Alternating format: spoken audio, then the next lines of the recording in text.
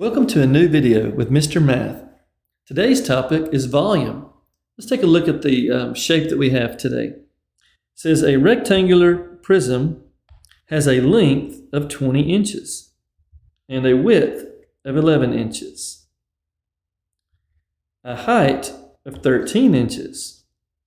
What is the volume in cubic inches of this rectangular prism? Okay, so the first thing I need to do is look and see what type of shape this is. It's a rectangular prism, so basically it's kind of like a cracker box.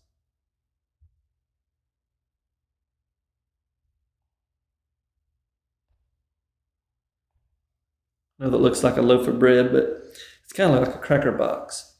So we'll say its length was 20 inches, its width 11 inches.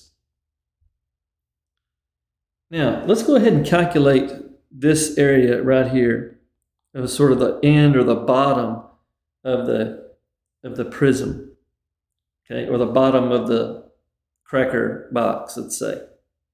Okay, and the way we do that is we take area, which is length times width. Our length is 20, our width is 11. So 20 times 11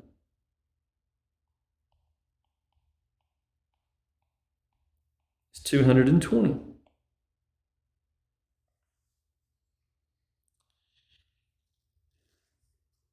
And that area, of course, is in inches squared. Now, how high or how long are we going to stretch this out? We're actually going to stretch this out. We're going to stretch this box out over and over and over and over. We're going to stretch this square out over a certain amount of distance, okay? When we stretch that square out, this square right here, when we stretch it out, we're going to stretch it out for 13 inches. Okay? So we're actually going to take this area of this square, and we're going to stretch it out, so that gives us volume. So we're going to take the 220, and we're going to multiply it times 13.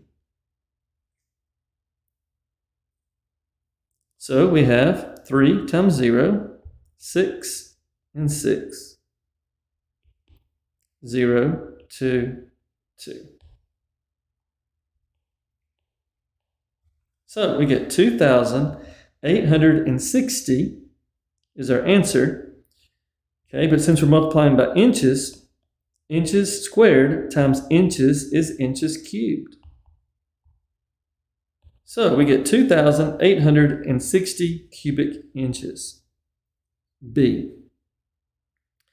Keep in mind the volume formula is V equals length times width times height. And that is exactly what I did over here. All right. Well, thanks for watching, and I hope this video was helpful to you today, and we will see you next time.